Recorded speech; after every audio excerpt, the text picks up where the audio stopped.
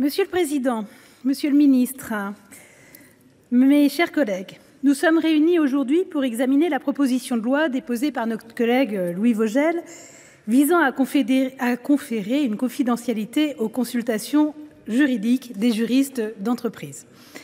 La principale vertu du dispositif soumis à notre délibération n'est certainement pas son originalité.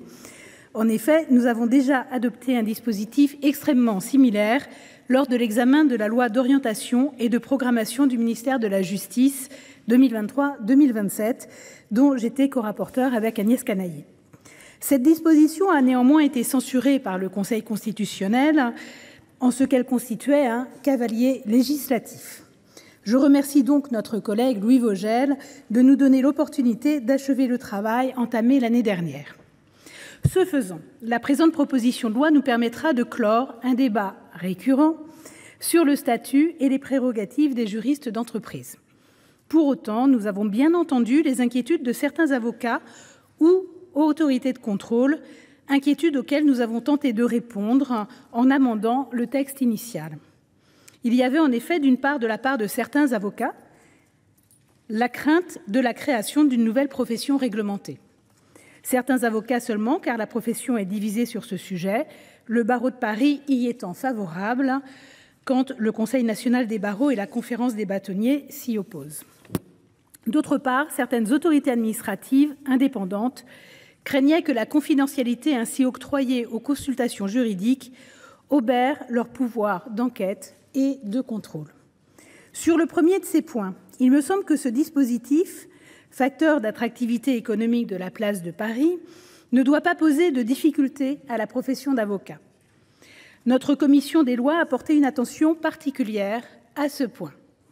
En supprimant la référence à la déontologie dans le contenu des formations que les juristes d'entreprise seraient tenus de suivre et en supprimant la commission chargée de la définition du contenu de cette formation dont l'existence aurait rappelé un fonctionnement ordinal. Dès lors, il me paraît inexact de prétendre que nous créons une nouvelle profession réglementée. Et je rappelle que cette confidentialité n'est attachée qu'aux documents et non à la personne du juriste, contrairement à l'avocat. Sur le second de ces points, j'ai pu constater que plusieurs amendements nous permettront d'avoir un débat sur les pouvoirs de contrôle et d'enquête de certaines autorités administratives indépendantes. Le texte de notre commission me paraît pourtant avoir permis d'apporter certaines garanties à cet égard. Il prévoit en particulier de renforcer la procédure de contestation et de levée de la confidentialité. La procédure de saisie décrite prévoit le recours à un commissaire de justice, évitant ainsi que le document dont la confidentialité est alléguée ne demeure dans les locaux de l'entreprise, qui ne pourra ainsi l'altérer. Par ailleurs, afin de répondre à une critique qui pouvait être formulée contre le dispositif, nous avons prévu une procédure ad hoc pour la contestation ou la levée de la confidentialité d'un document. Les autorités de contrôle trouvaient trop facile pour les entreprises de tout mettre dans un coffre-fort siglé confidentiel. Notre procédure permettra la saisie d'avoir lieu, permettra de mettre les documents à l'abri chez un commissaire de justice et à un juge de les trier dans le cadre d'une procédure contradictoire, juge qui remettra aux autorités ce qui leur revient. Dans ces conditions, si je peux naturellement comprendre les craintes de ces autorités de contrôle, je ne les partage pas. Je constate d'ailleurs que parmi nos principaux partenaires économiques, un certain degré de confidentialité est souvent garanti aux juristes d'entreprise ou aux avocats en entreprise, sans que ces États ne constituent un Far West de la régulation économique. Je ne partage pas non plus les arguments constitutionnels et conventionnels parfois invoqués par les détracteurs de ce texte. Sur le plan constitutionnel, il ne me semble pas qu'il soit fait échec par cette proposition de loi aux objectifs à valeur constitutionnelle de sauvegarde de l'ordre public économique ou de recherche des auteurs d'infractions.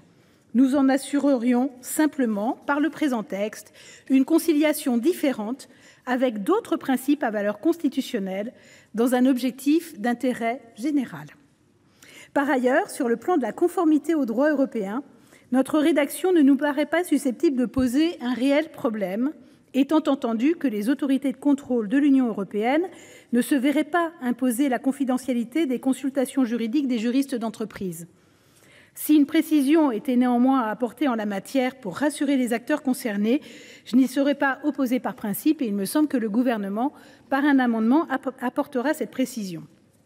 Au surplus, le dispositif soumis à votre examen aujourd'hui me paraît équilibré et proportionné à l'objectif poursuivi à un double égard.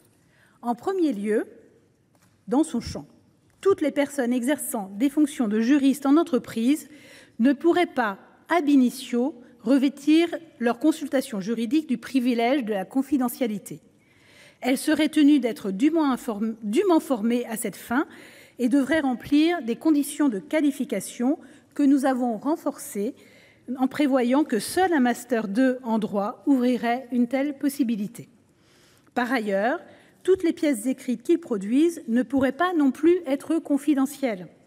Seules celles étant spécialement identifiées comme telles et faisant l'objet d'un classement particulier au sein des fichiers de l'entreprise le pourraient.